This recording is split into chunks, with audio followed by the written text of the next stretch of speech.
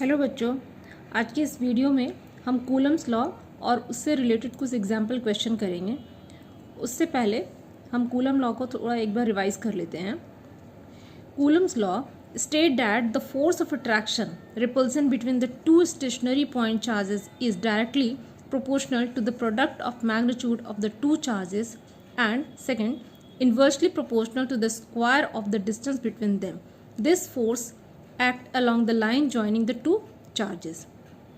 Means according to Coulomb's law, अगर Q1 और Q2 अगर दो चार्जेस हैं, पॉइंट चार्जेस है और इनके बीच का डिस्टेंस जो है वो R है, तो F जो है इन दोनों के बीच लगने वाला जो फोर्स है वो इन दोनों चार्जेस के प्रोडक्ट के डायरेक्टली प्रोपोर्शनल होगा। और सेकंड कि जो फोर्स है वो इन्वर्सली प्रोपोर्शनल होगा square of the distance between them. Means F is inversely proportional to 1/r square and directly proportional to the product of Q1 and Q2। तो हम इन दोनों को जब कंबाइन करेंगे तो हमारे पास आ जाएगा F is directly proportional to Q1 Q2 divided by R square, और इसे लिख सकते हैं F equals to K Q1 Q2 by R square. यहाँ पे K जो है वो एक कांस्टेंट है, where K is the constant of proportionality called electrostatic force constant. The value of K depends on the nature of medium between the two charges and the system of unit chosen to major F Q1 Q2 and R। यहाँ पे जो K का value है वो हम लेते हैं इस स्टैंडर्ड वैल्यू जो लेते हैं for the two charges located in a free space and in SI unit we have K equals to 1/4 pi epsilon equals to 9 × 10⁹ newton metre square per coulomb square. यहाँ पे एक K का ये standard value है। जब हम यहाँ पे Q1 Q2 को अगर 1 कूलम में अगर हम प्लेस करते हैं, R को मीटर में ले लेते हैं, तो SI यूनिट में हम K जो है हमारे पास आ जाएगा वो होगा 9 × 10⁹ newton metre square per coulomb square. तो यहाँ पे जो एप्सिलॉन है, where epsilon is called the permittivity of free space, so we can express Coulomb laws in SI unit as F equals to 1/4 pi epsilon Q1 Q2 by R square. ये formula जो है Coulomb's law का last में हमारे पास निकल के आता है कि force between the two charges is equal to 1/4 pi epsilon Q1 Q2 divided by R square. यहाँ पे जो अभी एप्सिलॉन नॉट जो है वो परमिटिविटी ऑफ फ्री स्पेस है। अगर ये फ्री स्पेस नहीं होगी, किसी मीडियम में है ये दोनों चार्जेस, तो वहाँ पे ये परमिटिविटी जो है एप्सिलॉन नॉट जो है वो चेंज होगा। अभी फ्री स्पेस के लिए हम यहाँ एप्सिलॉन नॉट यहाँ पे लिख सकते हैं। तो इससे रिलेटेड अब एग्जाम्पल क्वेश्चन हम देखेंगे। एग्जाम्पल क्वेश्चन है the electrostatic force of repulsion between two positively charged ion carrying equal charges is 3.7 × 10⁻⁹ Newton when they are separated by a distance of 5 angstrom. How many electrons are missing from each ions? इस question में दो ions हैं जो कि कुछ distance से 5 angstrom के distance से एक दूसरे से सेपरेटेड हैं, और वो जो आयंस हैं उनके ऊपर जो चार्ज है वो है 3.7 × 10⁻⁹ न्यूटन। तो उन दोनों के बीच का जो फोर्स है, जो आयंस एक दूसरे से सेपरेटेड है 5 एंगस्ट्रम से, उनके बीच का जो फोर्स है वो है 3.7 × 10⁻⁹ न्यूटन। न्यूटन जो है वो फोर्स का यूनिट होता है। तो हम यहाँ आराम से गेस कर सकते हैं कि ये एक फोर्स है जो कि उन आयंस के बीच में लग रहा है। तो when they are separated by distance of 5 angstrom, जब वो 5 एंगस्ट्रम के डिस्टेंस से सेपरेटेड हैं तो इतना फोर्स उनके बीच में प्रोड्यूस हो रहा है। तो यहाँ पे how many electrons are missing from each ion, तो यहाँ पे हमें कैलकुलेट करना है कि कितने इलेक्ट्रॉन्स उन आयन से मिसिंग हैं। आयंस जब यहाँ पे हम बात कर रहे हैं तो आयंस का मतलब है या तो उसमें कुछ इलेक्ट्रॉन्स कम होंगे या इलेक्ट्रॉन्स ज़्यादा होंगे, तभी एक एटम जो है वो आयंस बनता है। तो यहाँ पे हमें ये फाइंड करना है कि उनमें कितना इलेक्ट्रॉन्स जो है वो मिसिंग था जिससे कि वो आयंस बने हुए हैं। एक न्यूट्रल जो एटम होता है उसके ऊपर कोई चार्ज नहीं होता है, लेकिन जब वो एटम कुछ इलेक्ट्रॉन्स या तो लूज़ कर दे या कुछ एक्स्ट्रा इलेक्ट्रॉन को एक्सेप्ट कर लेता है तो वो आयंस में कन्वर्ट होता है। यहाँ पे हमें ये फाइंड करना है कि उनका कितना इलेक्ट्रॉन्स वो मिसिंग था। तो यहाँ पे हम देख सकते हैं जो डेटा हमारे पास में है वो है F equals to 3.7 into 10⁻⁹ newton, R equals to 5 angstrom, ये दोनों दिया हुआ है। और हमें फाइंड करना है Q, क्योंकि दोनों इक्वल और अपोजिट चार्जेस हैं, तभी इन दोनों के बीच में ये फोर्स इतना प्रोड्यूस हो रहा है। तो F इक्वल्स टू, हम जानते हैं कि जो फॉर्मूला है according to Coulomb's law, F equals to 1/4 pi epsilon Q1 Q2 by R square. अब जब हम वैल्यू पुट कर देते हैं कि F हमारे पास गिवन में है वो यहाँ पे रख दिए, और जो कांस्टेंट है 1/4 पाई एप्सिलॉन की जो वैल्यू है वह है 9 इंटू 10⁹। Q हमें पता नहीं है, जो कि हमें पता करना है, और R जो है वह एंगस्ट्रम में है, तो एंगस्ट्रम को यहाँ पे हम लिख सकते हैं 5 इंटू 10⁻⁻10 स्क्वायर। R के लिए R स्क्वायर होता है तो R स्क्वायर। यहाँ पे एंगस्ट्रम को हम मीटर में चेंज किया हुआ है, 5 इंटू 10⁻⁻10 ये है 5 एंगस्ट्रम को यहाँ पे मीटर में चेंज करके यहाँ पे लिखा हुआ है। अब हम जब इसे कैलकुलेट करेंगे तो हम Q के लिए पहले कैलकुलेट करेंगे, तो Q स्क्वायर यहाँ पे डिजिट को जब हम प्रॉपर प्लेस करते हैं और कैलकुलेट करने के बाद यहाँ पे Q स्क्वायर आ जाता है 10.28 मल्टीप्लाइड बाई 10⁻⁻38।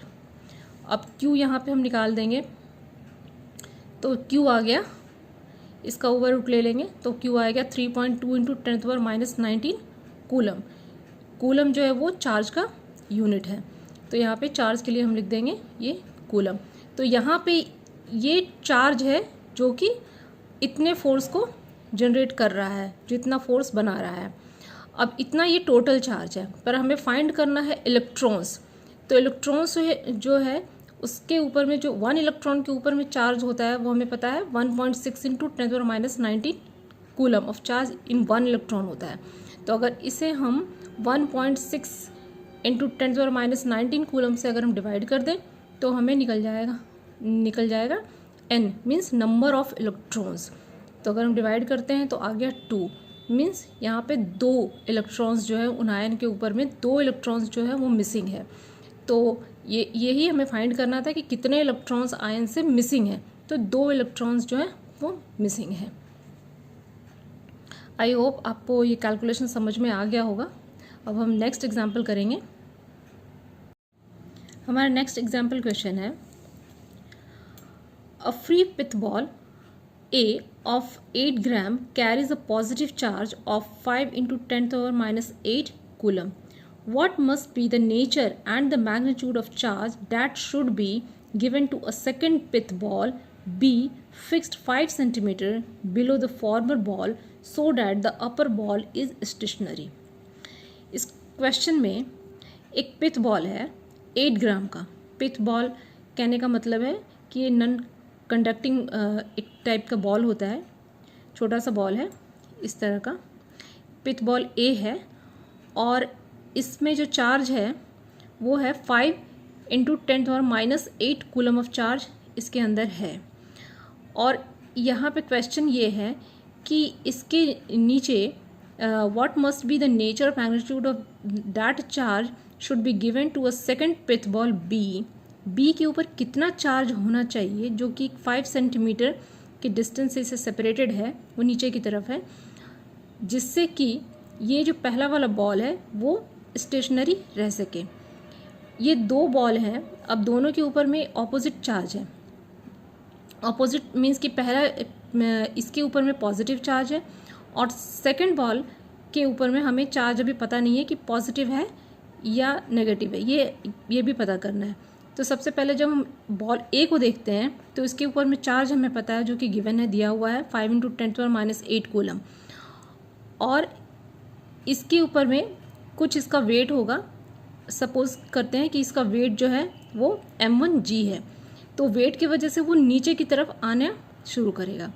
लेकिन दूसरा भी एक चार्ज है जो ऐसा होना चाहिए जो इसे नीचे की तरफ आने से रोके। मीन्स कि एक रिपल्सिव फोर्स यहाँ पे होना चाहिए जिससे कि इनके बीच की जो डिस्टेंस है 5 सेंटीमीटर वो बनी रहे। तो ये पॉजिटिव है तो दूसरा चार्ज जो है वो नेगेटिव होना चाहिए। ऐसा हम अनुमान लगा सकते हैं कि ये नेगेटिव चार्ज होना चाहिए। अब ये कितना नेगेटिव होना चाहिए ये हमें नहीं पता है। तो यहाँ पे क्वेश्चन हमारा यही है कि ये आखिर चार्ज कैसा होगा, इसका नेचर क्या होगा और ये कितना चार्ज होना चाहिए जिससे कि ये जो पिच बॉल है वो नीचे की तरफ ना आए बल्कि एक स्टेशनरी पोजीशन में ये बना रहे, जिसको कि इसका जो रिपल्सिव फोर्स है वो उसको बैलेंस करके रखे और वो अपनी जगह पे ही रहे। तो इसको सॉल्व करेंगे हम। The pith ball B must be positive charge that is the same nature as that of A। Means कि जो पिथ बॉल A है वो अगर पॉजिटिव है तो रिपल्सन फोर्स के लिए सेम चार्ज यहाँ पे होना चाहिए ताकि वो रिपल्सिव फोर्स से रोक सके। So that the upward forces of repulsion balance the weight of pith ball A। Okay, when the pith ball A remains stationary, जब ये पिथ बॉल जो है A स्टेशनरी है, रुका हुआ है, तो जो फोर्स है इसके ऊपर जो फोर्स लग रहा है वो होगा force equal to m1g weight. जो फोर्स जो एक ग्रेविटेशनल फोर्स जो इसके ऊपर एक्ट होगा जो इसकी तरफ इसे लाएगा पिथ बॉल B की तरफ वो होगा m1g। लेकिन ये जो फोर्स होगा वो फोर्स ऑफ रिपल्सन से बैलेंस हो जाना चाहिए। अगर बैलेंस हो जाता है तो ये अपनी जगह पे रुक जाएगा। तो फोर्स ऑफ रिपल्सन जो है वो कितना होगा, तो अकॉर्डिंग टू कूलम्स लॉ हमें पता है कि जब दो चार्ज हैं तो उनके बीच का जो डिस्टेंस अगर वो सेपरेटेड हैं किसी डिस्टेंस से तो उनके बीच का जो फोर्स होता है according to coulomb law 1/4πε Q1 Q2/r²। तो according to Coulomb's law the force of repulsion is this and gravitational force जो है वो m1g ये ऊपर वाले चार्ज पे एक्ट हो रहा है। तो ये दोनों बैलेंस हो जाएंगे। बैलेंस कंडीशन में ये स्टेशनरी रहेगा। तो अब ये इस इक्वेशन को जब हम सॉल्व करेंगे तो यहाँ पे m1 के लिए लिख सकते हैं 8 ग्राम। यहाँ पे वेट दिया हुआ है क्वेश्चन में तो 8 ग्राम। तो यहाँ पे 8 ग्राम को जो हम kg में कन्वर्ट करेंगे स्टैंडर्ड यूनिट में 8 × 10⁻³ kg। Q1 है वो 5 × 10⁻8 कूलम। R = 5 सेंटीमीटर को हम कन्वर्ट कर देंगे मीटर में तो 0.05 मीटर। इस सारे वैल्यू को जब यहाँ सब्स्टिट्यूट करेंगे तो 1/4πε की जगह पे हम जो वैल्यू है इसकी 9 × 10⁻9 चार्ज जो है वो है Q1 Q2। तो Q2 हमें पता नहीं है, Q1 दिया हुआ है 5 × 10⁻8, R दिया हुआ है 0.05 इक्वल्स टू 8 × 10⁻³ × 9.8। यहाँ पे सारे वैल्यू को हमने रख दिया। Q2 हमें नहीं पता है, Q2 हमें फाइंड करना। तो Q2 के लिए जब हम सॉल्व करेंगे तो हमारे पास ये आ जाएगा 4.36 × 10⁻7 कूलम।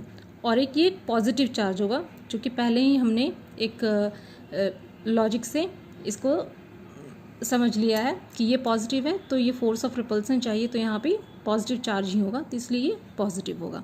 तो ये Q2 जो होगा पॉजिटिव चार्ज होगा और इसका मैग्नीट्यूड होगा 4.36 × 10⁻7 कूलम। आई होप आपको ये क्वेश्चन अब समझ में आ गया होगा। Thank you.